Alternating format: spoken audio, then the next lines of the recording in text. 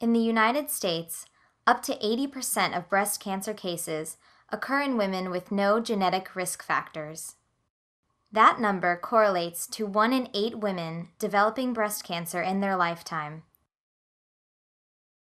I wouldn't call myself a health nut, but I'm very serious about taking care of myself. I eat right. I actually enjoy healthy foods. I do all the right things. I'm exercising about 3 or 4 times a week and enjoying it. Do all my preventive maintenance that I need to do. I went to the doctor, every year, even though nothing was wrong with me, to get my, annual blood work. And yeah, so this was not supposed to happen to me.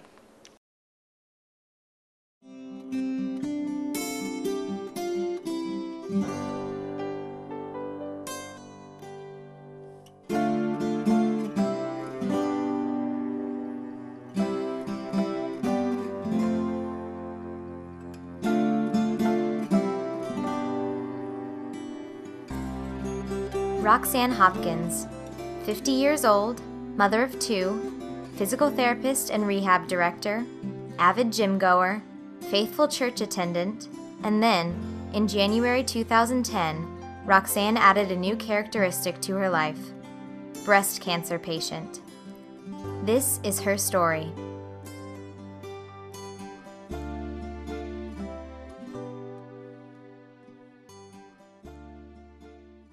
I've grown up in Florida. I've been in Florida since I was 5 years old, grew up in South Florida. I just love the beach, the ocean, the calmness of the ocean, just walking on the beach and seeing that. For me, it brings me closer to God to be in that environment, and it fills me with more life, I think, when you can be around something that's so much bigger. You look at the ocean and the vastness. I like doing artsy, cultural things. I like to be involved in the community, so I'm involved in some things at church. I'm on the community board of the YMCA. Life was probably as good as it gets. I'd met this great guy. Roxanne does the readings at church. It's where I first saw her. When I first moved here, overdid things a bit and had to actually have some shoulder surgery. Ended up doing rehab over at Fish. And lo and behold, one thing led to another, and Roxanne became a big part of my life. Steve actually had planned a surprise party for me for my 50th birthday with some friends from church and a lot of friends from work, and he actually did pull off the surprise. My mom was in town and my daughter was there, and he went and got all this food, and yeah, no, life was great. It was, as I recall, January 2nd. I noticed a mass. I felt something in my left breast, and I ignored it for a couple of days, just 2 days. I allowed myself some denial, and then very quickly knew that I needed to follow that up. I had known Dr. Hain, and he is an amazing surgeon. This is his field of expertise. Breast cancer is his specialty. So he knows. Every time I went in there to see him, he reiterated to me the statistics and the research shows. So that was very helpful to me. The fact that she's young women have denser breasts, and it can make the mammogram less effective, and ultrasound and physical exam important. So the fact that she had a abnormal physical exam finding led to her getting the ultrasound, which led to her coming in for a surgical opinion and then ultimately a biopsy. I have worked in hospitals. I've been in healthcare for about 29 years and have seen a lot of stuff. The thing I kept on coming back to is that I had no risk factors, but as I followed through the process, it became clear very quickly after I had seen Dr. Hain that that those are just statistics, and somebody has to be that person. After she had her biopsy proving that unfortunately there was a malignancy there, she underwent a consultation. We discussed things at length. First thing he did say to me was, he said, Roxanne, he said, the tumor, he said, yes, it's cancer and it has to come out, but you're going to be fine. We then referred her for an MRI to make sure there's no other disease present, and then we sat down and discussed surgery. I was a little angry, but very fearful of losing everything.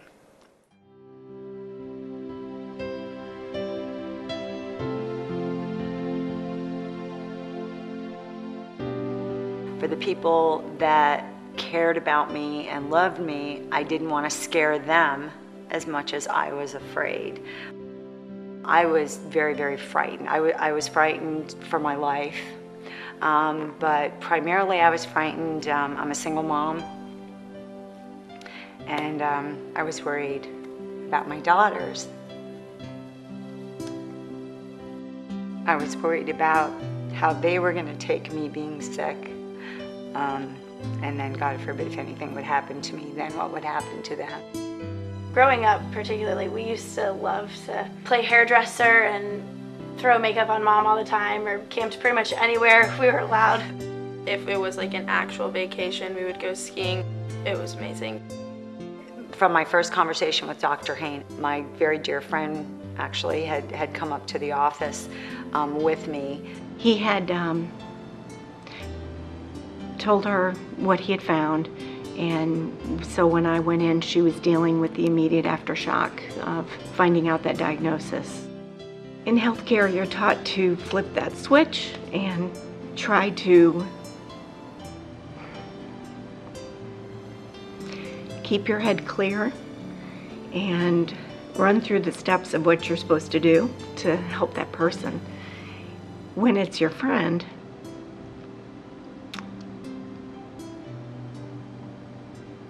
it's not so easy. It definitely hit home. I kind of just sat there, deer in the headlights, and he went through about 15-20 minutes explaining what's going on, what's going to happen. And I came back to Steve's house and told him.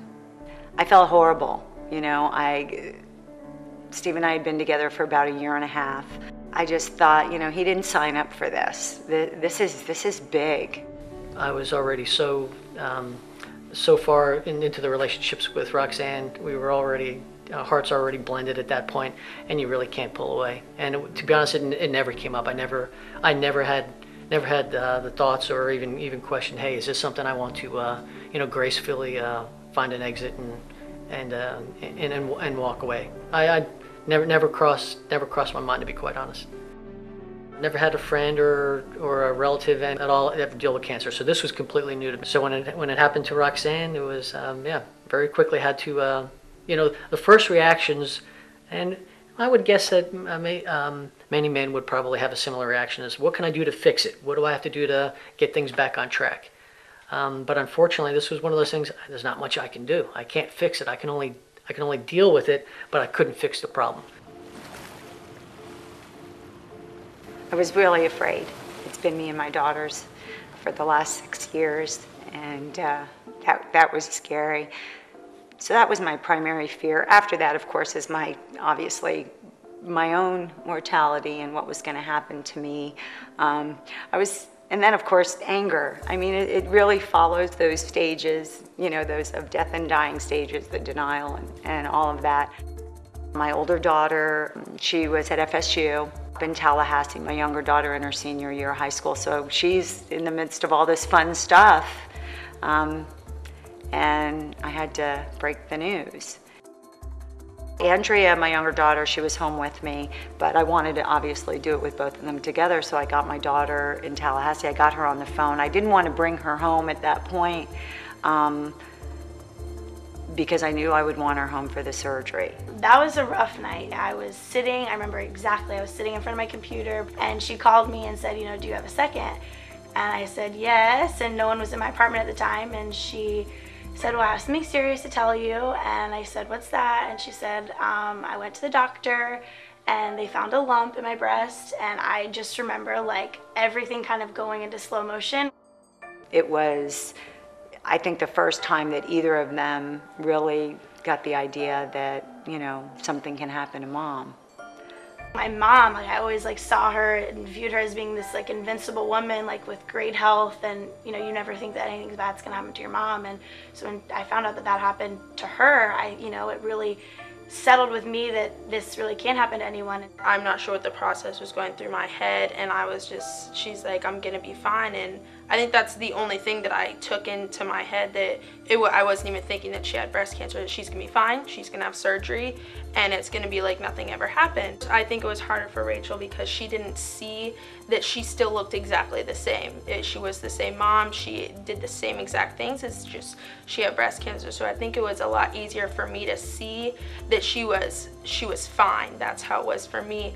But then once she started chemo, then that's when it hit me, and I had to be the stronger person. Why did God tap me on the shoulder? Why did he feel that I needed to go through this right now? My faith has always been a very big part, an important part of my life. It's all I have when everything else is gone, is my God. And I know he'll take care of me. I've known Roxanne probably very solid for 15 years. And she's been involved in the community. She's been working with me on some of the mysteries that I'm involved with. And I always found her very supportive and a very spiritual person. Jim Latham, he's actually our deacon at St. Anne's. I had gone to him actually for more spiritual guidance, and as it turns out, his wife had also gone through a very similar fight with breast cancer, and so he was able to bring that perspective to me as well. He played a very, very important role in my life through my treatment. It's about how we live our lives and how important it is, and how threatened we can be at any time, and how aware that we need to be about what's really important. One thing a woman needs is to be listened to about any issue. They don't need it fixed. They need to be listened to. And I think that's the most important thing when anyone is sick, is that you listen to them. Very few people saw me at my real low points. I tried not to show it to my daughters because I didn't want to scare them. Steve saw it. For me, Steve was my rock.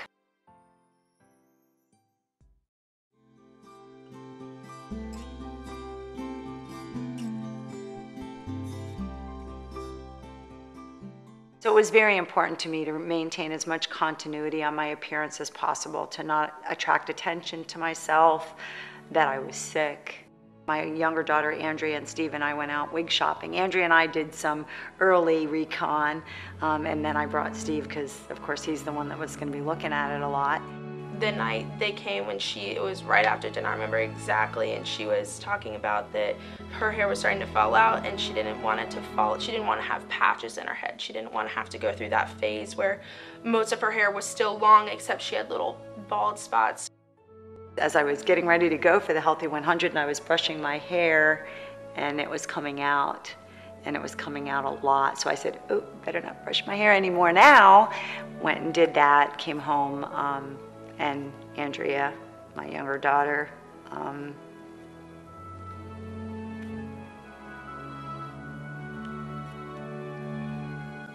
shaved my head that night. And I remember her going into the bathroom and just having a meltdown, and I was getting everything ready in the garage, and I was just like, we're gonna put on some loud music, we're just gonna jam out, and we're gonna try and make this as fun as we can, because even though it's not fun, we're just gonna have to try and stay positive about this. I wanted to have everything in place so that when the time came, it would be a very smooth transition. So went and got the wig and actually had it dyed to match my hair color as closely as possible, had it cut and styled so it was close as possible. It was funny. She would get home from work and just rip it off her head because it was just so hot. But while she was at work, everyone would just say, oh wow, did you do something new with your hair? Did you lighten it? It was awesome how much it really looked like her hair. I used to talk to Roxanne and I'd see her and I knew that she had changed her hair, but she had one really good looking wig. And I thought it still might have been her, that she had just trimmed it up a little bit. And I would say, Roxanne, is that yours? And she said no, and I said, but it's a really good looking wig. And I think that's very important too, that a person going through this can maintain some semblance of their life as it was before, even though their body is changing a little bit. And so sure enough, Roxanne with her wig, and she was very conscious about her wig, we'd still go to church, still sit in the third or fourth pew there on the left, and still enjoyed church like we always would. It was extremely important to keep things in perspective, and so your touch with your religion and your spiritual foundation was huge. More so for Roxanne because she was the one going through it, so she was experiencing things that were much different than I was, and so yeah, you really draw on your faith. So it was a huge part of the whole scenario in terms of getting her from point A to point B, getting her to the other side.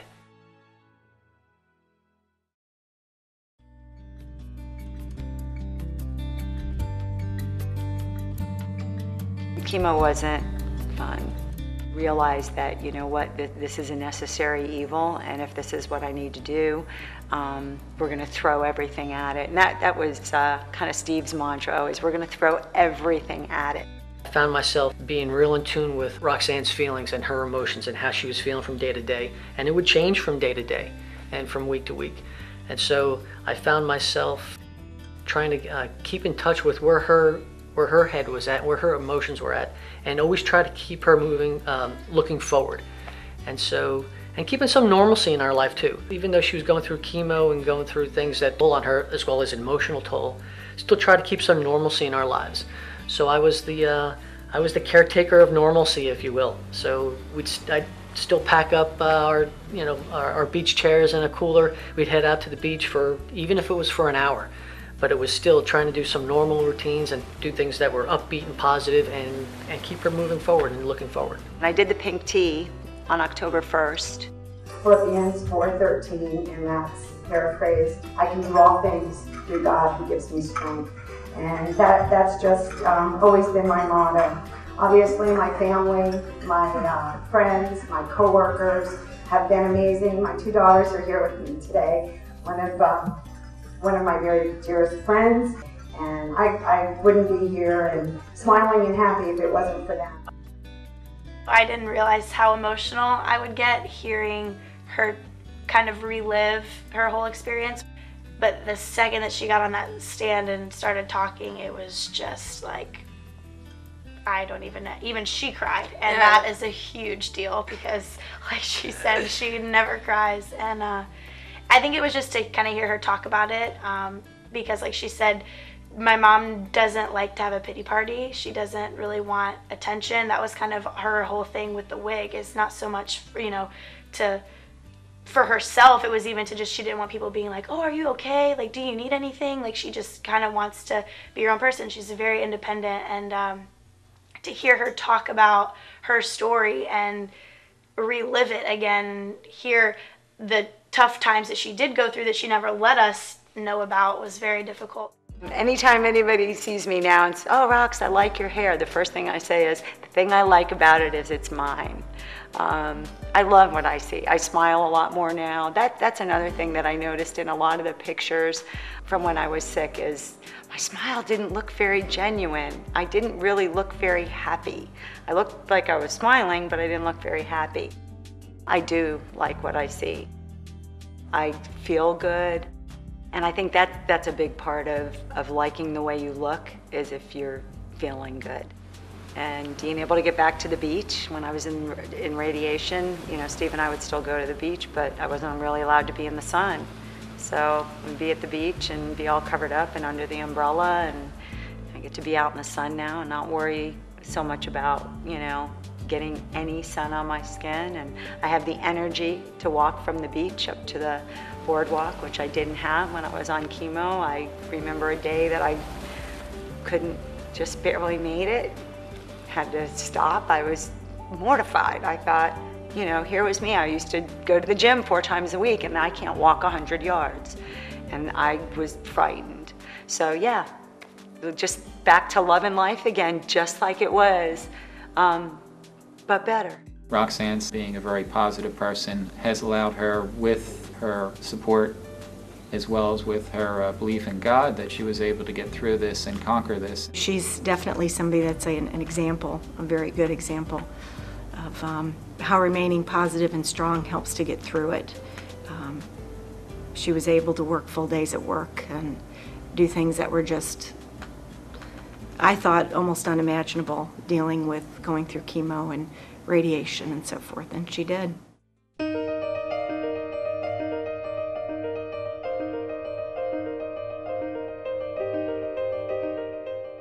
September 27th, knowing that that was going to be my last day, having to be in active treatment, it was joy. I felt physically better because I was psychologically and emotionally better and knew that I'd made it. We had done it. Someone close to me, a close friend or a family came down with breast cancer and had to deal with it. I think my first words of advice would be to look forward. You can get to the other side, and it may be a tough road, but you can get to the other side. But you have to get there being positive and knowing you have to have a true belief that you'll get to the other side. Roxanne always felt that way, and it was obvious. So that would be my best advice. It's definitely changed us, I think, for how we view the whole situation as a whole, that breast cancer doesn't really care who you are. It kind of, it is what it is. And, luckily the health care is getting better, and, there's more things that can be done for breast cancer now. In order to make memories, you have to have a lot of time. So that's one of my big goals, is just to make a lot of memories, do some different things. Stay healthy, back in the gym and eating healthy again, doing what I can to control my health. If I get tapped on the shoulder again, I hope not. I hope that, this was my big challenge in my life, but I'm only 51 years old. Got a long way to go, so likely gonna get tapped again for something. And, hope that I can make it through as gracefully as I did this time. I think she's going to do extraordinarily well, and I think it's important to know that women, they get caught up in their families, their career, taking care of their children, and they end up ignoring themselves and not doing the most important thing, which is to do self-exam, regular clinical exam with a doctor, and get regular mammograms and ultrasounds. And that's the most important thing. And I think as a strong, healthy woman, she's doing everything that she can to make sure that this never happens to her again, and she's going to do fantastic. For me, the most important things in my life are my relationships, my relationship with God, my relationship with Steve, my relationship with my daughters, my mom, my friends. Really, that's all any of us have. I came to that realization for myself, but we really only have this moment. So what are you going to do with it? I really try to live my life that way now, and that is a bit of a change from the way it was. I used to worry about a lot of things I had no control over, but that's completely gone now. In 2010, there were more than 2.5 million breast cancer survivors. Roxanne Hopkins was one of those survivors.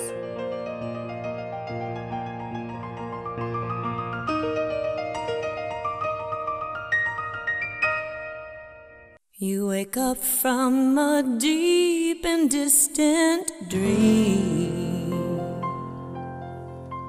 with suddenly a perfect pair of wings. Beautiful butterfly, soon you will touch the sky. Beautiful butterfly, fly.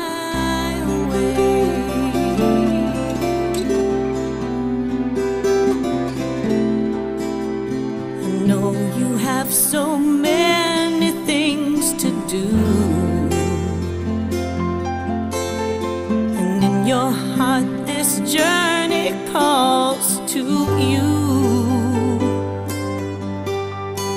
Everywhere you go and everyone you see, you make this world a better place to be. The word cancer in general is a very scary word to say. I think we both realized that when even just saying my mom has breast cancer, my mom had breast cancer is a very powerful statement. I think when you find out about that situation, you kind of just have to take that with a grain of salt and then kind of take it step by step. When I found the lump, I was certain that it would turn out to be a cyst.